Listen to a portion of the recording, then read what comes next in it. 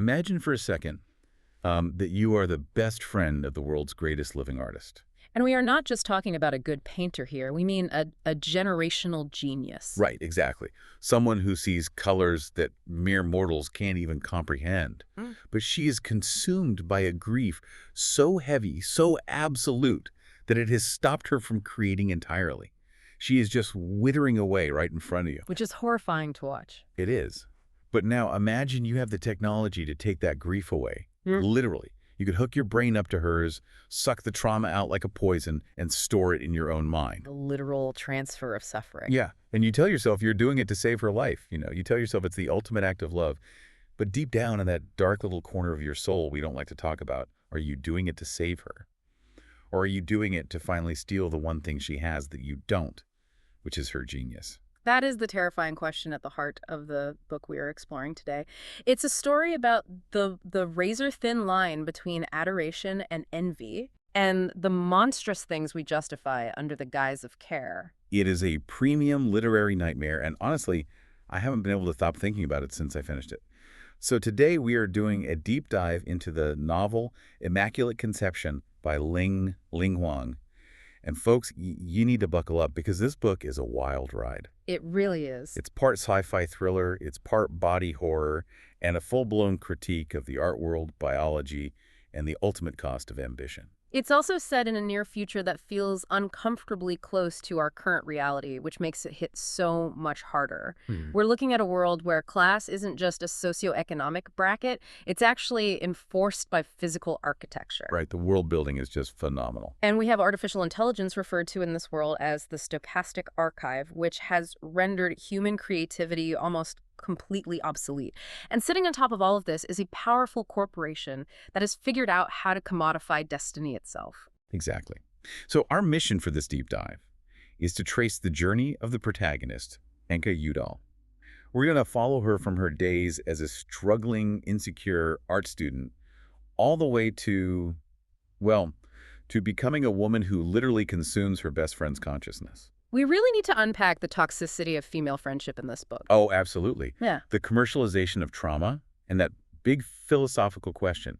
If you edit out a person's pain, do you kill the artist? That is the central tension of the whole narrative. Is suffering necessary for great art? And if we have the technology to remove suffering, do we actually have the ethical right to do so? Right.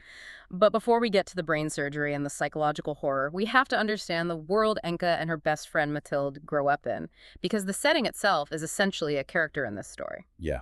Let's set the scene for everyone. The book introduces us to a society divided by these things called buffers.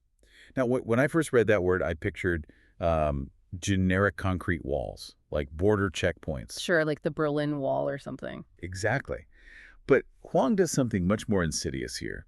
These aren't just concrete slabs. They are described as silver, snake-like sculptures that wind their way through the cities. And this is where the satire really begins to bite. These buffers are presented as public art. They are sleek. They have screens on them displaying beautiful, curated images.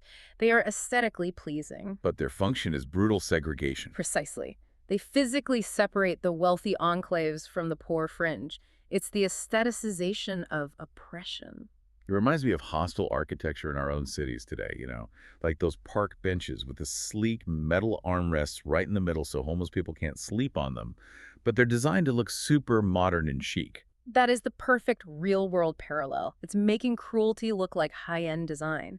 And Enka, our narrator, is a fringe kid. She grows up on the wrong side of that silver snake. And it impacts everything about her life. Yes. She talks about how literally overnight her family was carved away from their community. They couldn't get to work on time because of the new routes forced by the buffers, so they lost their jobs. They were trapped. And she carries this shame with her like a physical scent. She literally calls it the fringe on her, a shadow she just can't shake, no matter how hard she tries. That detail about the scent of poverty is so visceral. It's not just about a lack of money. It's about feeling physically unclean because of where society has forced you to live. And for Enka, getting accepted into the Berkshire College of Art and Design, BCAD, is her golden ticket. It's her one desperate attempt to cross the buffer. She thinks if she can just become a great artist, she can scrub that scent off once and for all. But once she gets there, she runs headfirst into the other major world-building element. And I think this is genuinely the most frightening part of the book. Oh, the archive. Yes, the stochastic archive. This part gave me chills because we are seeing the very real beginnings of this in our world right now with generative AI. Oh, absolutely. It's so tough. But the Stochastic Archive is this massive, godlike AI database. It's not just a tool you prompt. The terrifying premise is that it has already created every conceivable variation of art. Let's pause on that for a second because the implication is just staggering. It's a total ontological crisis for these students. The book describes this machine that has essentially pre-generated every possible permutation of human creativity. It's like Jorge Luis Borges' concept of the Library of Babel, but weaponized against these poor, aspiring art students. It creates a complete crisis of originality. Just Yeah. imagine you are a young artist like Enka. You have this brilliant late-night burst of inspiration. She actually describes an installation involving a labyrinth of iPads, which she thinks is this profound, original commentary on human connectivity. Right, she feels that spark of magic, that feeling of, I made this is mine. Exactly, but then she checks the archive. And the machine spits back not just her idea, but 1,000 different variations of it, categorized by irony level, color palette, and emotional resonance. It's already been done. It kills the will to create. That's the deepest insight Huang offers here. It's not just that the AI is stealing jobs, which is what we argue about today. It's that it's stealing the feeling of discovery. Yeah. If you know that a cold machine has already dreamt your dream 1,000,000 times over, does your dream still matter? It's incredibly depressing. Yeah. The students are completely paralyzed by it. They describe the atmosphere at the college as heavy with this existential dread. They are literally just stacking unused canvases in the corners of their studios because why paint? Why bother? The machine beat them to it. It creates a cultural vacuum. A world where everyone is just remixing the remix, trying to find a tiny sliver of novelty in a database that already knows everything. And into this hopeless, stagnant world walks Matilde. Matilde is the ultimate foil to Enka. She is an enclave kid. She comes from immense wealth, but she's also deeply tragic. Her parents died when she was young. Her father was killed in 9/11, and her mother died by suicide shortly after. So she has this profound structural trauma. Yes, and unlike Enka, who is desperate to prove herself and obsessed with checking the archive to see if her ideas are original, Matilde has this effortless, raw genius. She simply doesn't care about the archive. Which makes her dangerous to the status quo and incredibly magnetic. They have this meet cute that is, well, it's definitely not a rom-com meet cute. It's really grim. Very grim. Enka finds Matilde in a bathroom stall. Right. And it's not a glamorous Hollywood crying moment. Matilde is slumped over, bleeding from self-harm. She's described almost like this tiny broken bird. The scene is written with these sharp metallic smells, blood, and harsh hospital disinfectant. And Enka, instead of running away or just calling for help and leaving, is drawn to her. There is a magnetic pull there from the very first second. Enka starts this bizarre ritual where she goes to Matilde's studio, but she doesn't go in. She just presses her hand against the glass window and leaves a handprint. It's such a powerful gesture of longing. She wants to be close to that genius, to that dark intensity. She wants to absorb it by osmosis. And eventually, Matilde lets her in. They become inseparable. But the power dynamic is established very early on. Matilde teaches Enka a lesson that essentially defines the thesis of the whole book. She says, artists create works of art. Geniuses curate an emotional response. That distinction is so vital to understand their relationship. Enka is technically skilled. She can paint a picture, she understands composition. But Matilde channels raw, unfiltered pain. We see this contrast perfectly in their freshman exhibit.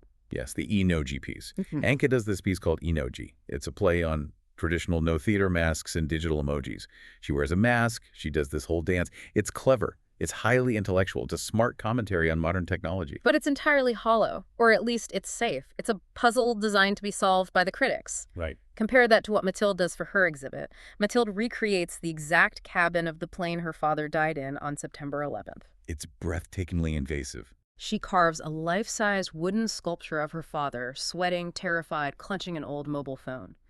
And the devastating part is, she leaves the seat next to him empty. And she invites the viewer to sit in that empty seat and physically hold the wooden hand of her dying father.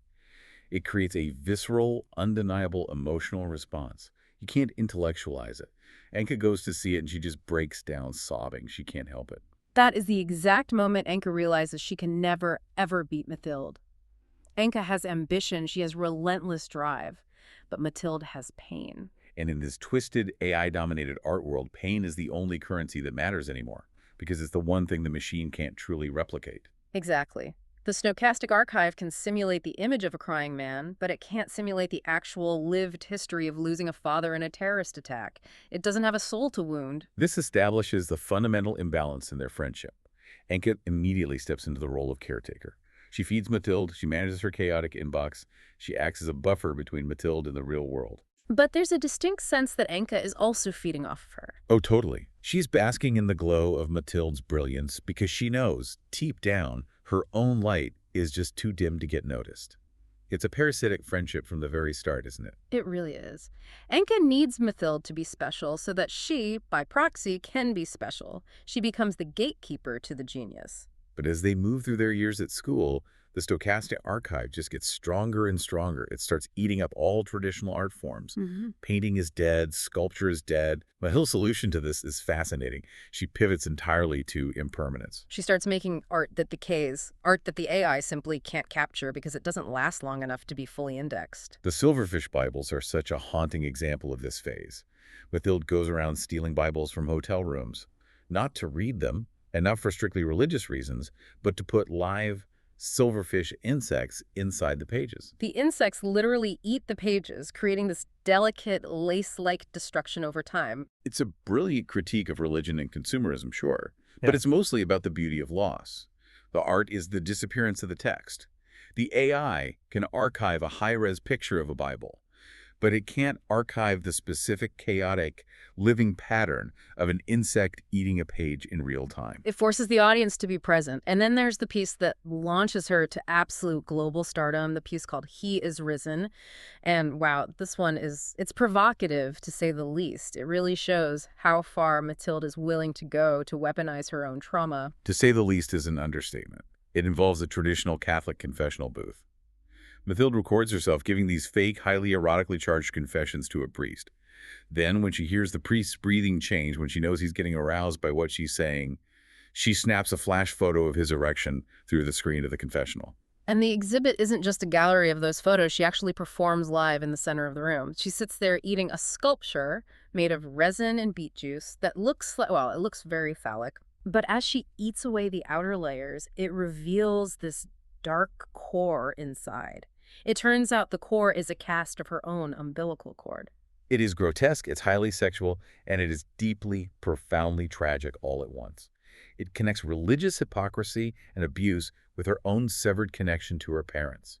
The vivid description of the beet juice staining her mouth so it looks like she's drinking blood, it's primal. The critics absolutely lose their minds over it. The Vatican officially condemns the piece, which of course just makes it more famous. Mathilde becomes an overnight superstar. And Anka's just standing on the sidelines, watching her friend ascend to godhood. Anka realizes, finally, that she can't compete with that. She doesn't have the guts to expose herself like that, and she doesn't have the foundational trauma to draw from. So she decides to play a completely different game. Yeah, she pivots to power. If she can't be the genius artist, she'll be the ultimate power broker. She marries into the doll family. This is a crucial pivot in the narrative. The doll family isn't just rich in the normal sense. They are the architects of this entire dystopian reality.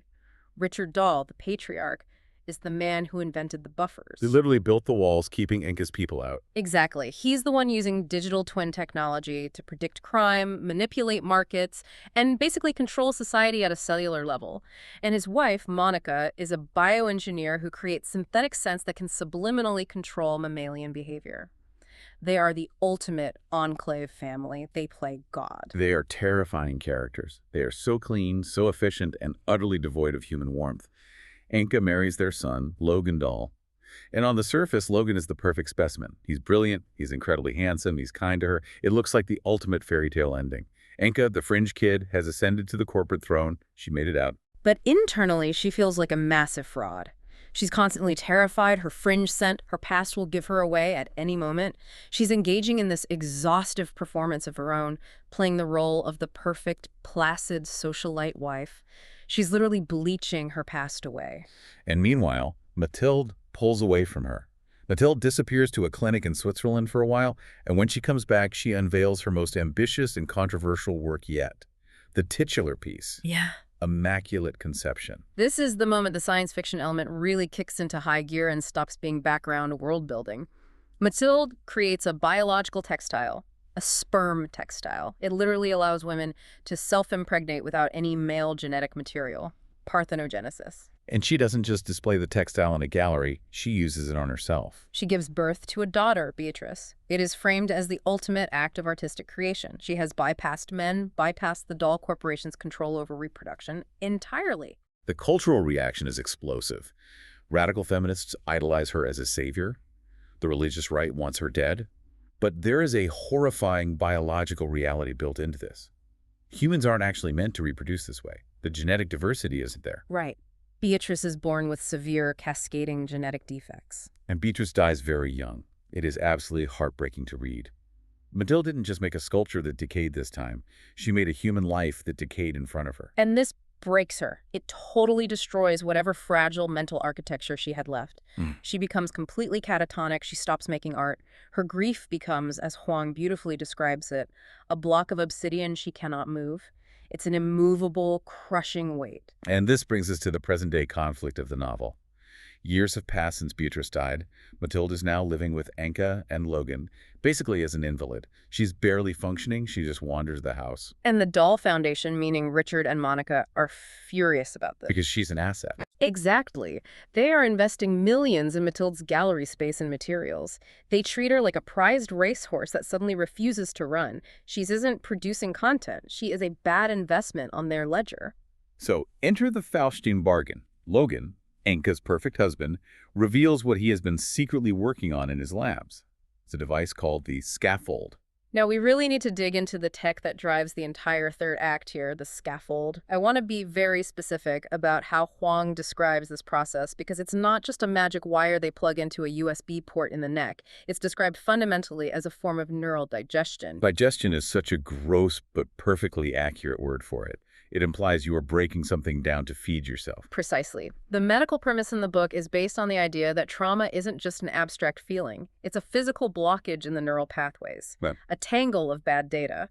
The scaffold allows a second human brain, a volunteer, to act as a biological filter, or like a dialysis machine for the soul. You hook up Anka to Mathilde. Right. And the electrical impulses of the trauma, the severe nightmares, the random cortisol spikes, the intrusive thoughts about Beatrice are routed out of Mathilde's brain and injected directly into Anka's. Anka's brain processes them, metabolizes the pain, and stores the memories. Which raises an immediate, massive ethical question. If I process your grief for you, is it still your grief? Or have I literally stolen your history? That's the exact question Richard Dahl ignores. He views trauma as nothing but noise in the system. He wants a highly productive artist, so he wants to hit delete on the noise. He lacks the artistic soul to understand that for someone like Mathilde, the noise is the signal. But here is where the story twists and where Anka's morality really crumbles into dust. Before the surgery is even officially proposed to Mathilde, Richard Dahl runs a simulation. He uses his predictive digital twin technology to simulate Mathilde's future. He runs two distinct timelines. Timeline A, where she keeps the trauma, and Timeline B, where the trauma is fully edited out. And Anka sees the results of these simulations. This is the absolute turning point of our character. In the no-trauma timeline, the simulation shows that Mathilde is happy, she's healthy, she goes on walks, she smiles. But her art, it's totally mediocre. It's boring. It's safe hotel lobby art. Yes. But in the trauma timeline, Mathilde is miserable.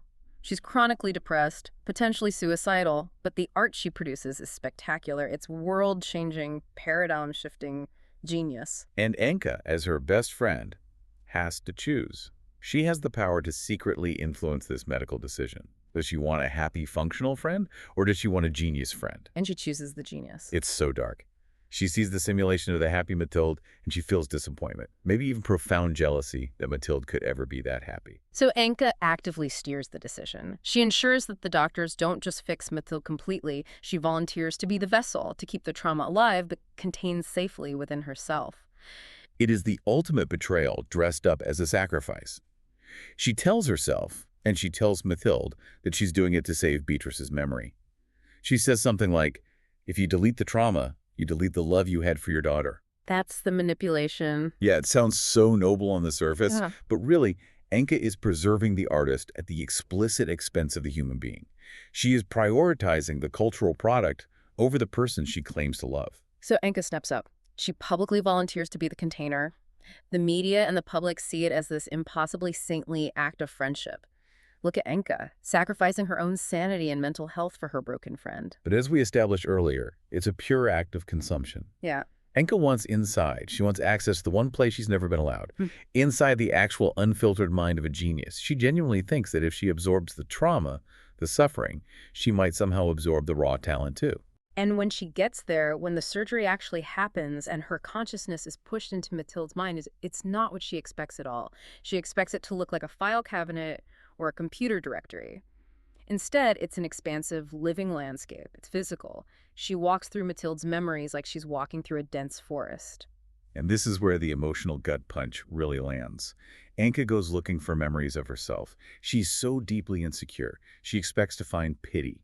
She expects to see that Mathilde looked down on her this whole time, that she was just a charity case to the wealthy enclave genius. She actively wants to confirm her own deep-seated self-loathing. But she finds the exact opposite. She finds profound awe. She sees herself through Mathilde's memories, and Mathilde saw Enka as a bird at great height. Mathilde genuinely admired Enka. Mathilde loved her deeply, without condition. She thought Enka was the strong one who survived the fringe. That realization makes the betrayal infinitely worse. If Mathilde had secretly hated her, maybe Enka could morally justify stealing her mind and policing her thoughts. But knowing she was truly loved, it just twists the knife. Enka realizes that by trying to forcefully possess Mathilde, she is actively destroying the mystery that made that love possible in the first place. But while she's rummaging around in Mathilde's head, wearing her intuition like a coat, she stumbles onto a secret that blows the entire narrative wide open. She finds a suppressed memory or a piece of deduced knowledge that Mathilde had figured out before she went catatonic. And this is where the book shifts from a psychological thriller into sheer existential horror. This is the clone twist, and it is devastating. So Enka is talking to Toru, the doll family's gardener, inside this memory construct, and the awful truth comes out. Her perfect husband, Logan, he isn't Richard Doll's son. Not biologically, at least not in the traditional reproductive sense. Logan is a direct clone of Richard Doll. I vividly remember having to put the book down when I read this. It's not just a cheap surprise, he's a clone shock value moment. It's a profound statement about extreme narcissism. It is the ultimate narcissism. Yeah. Richard Doll looked at the entire human race and decided the only person on Earth worthy of inheriting his corporate empire was himself. So he cloned himself, and he raised the clone as his own son. But think about Enka's position here. She thought she married a separate, autonomous person. She thought she was building a life with a unique individual who loved her. And suddenly, she realizes she's been sleeping with a younger, genetically identical copy of her father-in-law. The physiological ick factor is completely off the charts. But thematically, it fits the world perfectly. This is a reality where nothing is original anymore. The art is AI-generated copies of human history. The biology is cloned copies of billionaires. Even Enka's loving husband is a literal reprint. It completely devalues her entire existence. Her children, they aren't born of a unique union. They are part of a multi-generational genetic experiment. Her marriage, it was just a corporate setup to breed the next iteration of dolls. She realizes she is nothing but an incubator in a billionaire's vanity project. She's a broodmare for the enclave. This revelation completely destabilizes her grip on reality. Enka is now viscerally disgusted by her own life, by her own house, by her husband. Every single time he touches her, she wonders, is that Logan touching me? Or is that his father's genetic programming expressing itself? And because her reality becomes intolerable, she retreats further and further into Mathilde's mind. It becomes her total escape. Being someone else, even someone traumatized, is better than being herself. She gets wildly addicted to it. She starts spending more and more time piloting Mathilde's body. And she stops asking for permission. She starts fixing things in Mathilde's head that Mathilde absolutely didn't ask her to fix. She essentially becomes a colonizer of her best friend's mind. This brings us to the ultimate violation of consent. Enka finds the memory of the priest who abused Mathilde as a child. This is the core foundational trauma behind the He is Risen exhibit we talked about earlier. And Enka's Mathilde decides it's time to heal it. She tracks down the real priest in the real world. She stages this massive, highly publicized performance piece called Absolution. She forces a public confrontation, and speaking through Mathilde's mouth, she forgives the priest publicly. It's a huge viral hit. The world loves it. The media is like, oh, look at the healing. Look at the grace and forgiveness. But the real Mathilde, the consciousness buried underneath Enka's control, wakes up and is absolutely furious.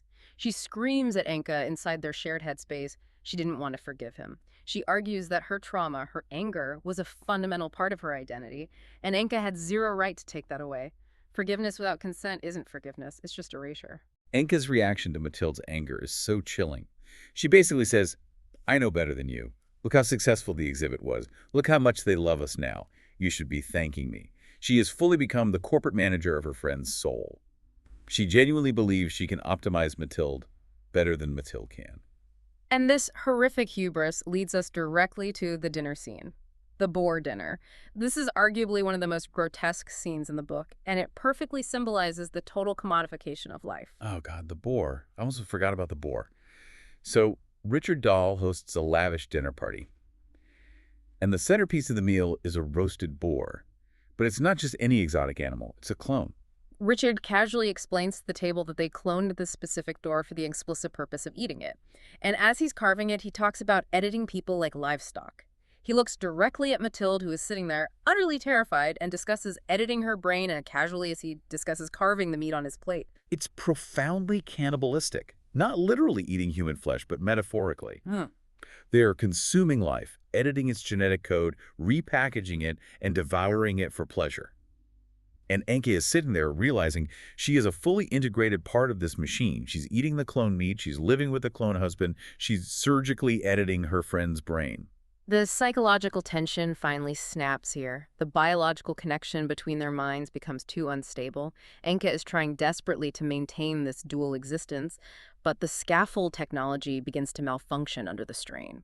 Or rather, the two minds are violently rejecting coexistence. There's a total collapse. Yeah. Enka is giving a public lecture on sexual harassment of all things, and she suffers a massive seizure on stage. The system totally fails. And this leads directly to the climax, the catastrophe. There's a chaotic car crash. Right, and it's heavily implied that Enka, in her mental instability and merging with Mathilde's suicidal ideation, causes this crash. Or at the very least, she purposefully allows it to happen. She drives recklessly. She actively wants fate to strike her down. She survives the crash. Logan does not. But here is the real kicker of that scene. Richard Dahl, the original, confronts Enka in the hospital. And he says something that gave me absolute goosebumps. He says, "That was my son you killed." Yeah. He loved the clone. In his own twisted, infinitely narcissistic way, he loved the copy because the copy was him. It's so messed up, and Enka is just left in the wreckage of the aftermath.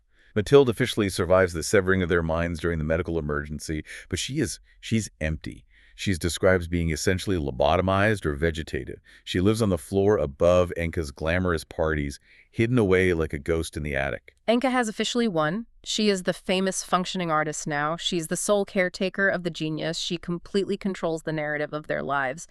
But she is completely devastatingly alone. She has killed her husband. She has erased the soul of her best friend. She's won the game of the Enclave, but the prize is literally just ashes. The ending of the book is this profound meditation on regret. Enka realizes that by trying to know everything, by trying to possess every inch of Mathilde's mind, she destroyed the very thing she loved. The final image is Enka wishing she could undo the surgery. She says, "I would choose to never learn you." That line is just, it haunts me. I would choose to never learn you. It's a really powerful rejection of the modern urge to know everything, right? To track everything, to optimize everything in our lives. Enka realizes, far too late, that mystery is actually essential for love to exist.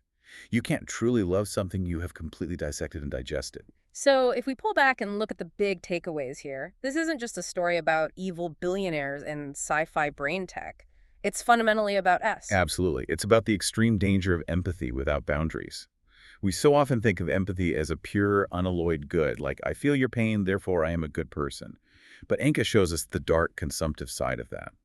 If you consume someone else's pain to make yourself feel useful, you might just consume the person too. It's also deeply about the commercialization of our inner lives. In the book, Mathilde's trauma is only considered valuable by society if it can be turned into an exhibit, if it can be packaged and sold. Which we see on social media every single day. The trauma plot. We are encouraged to package our suffering, our worst days, for public consumption and likes. Enka just took that societal urge to the literal surgical extreme. She wanted the content of the trauma without paying the emotional cost. And she ends up with neither. She ends up with a hollow shell of a friend and a hollow shell of a life.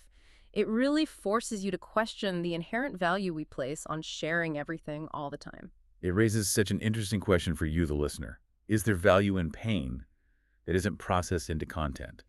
Is there value in keeping parts of ourselves hidden, even from the people we love the most? The book strongly seems to say yes. Some things should remain immaculate, untouched by the archive, untouched by the public gaze. Anka violated that.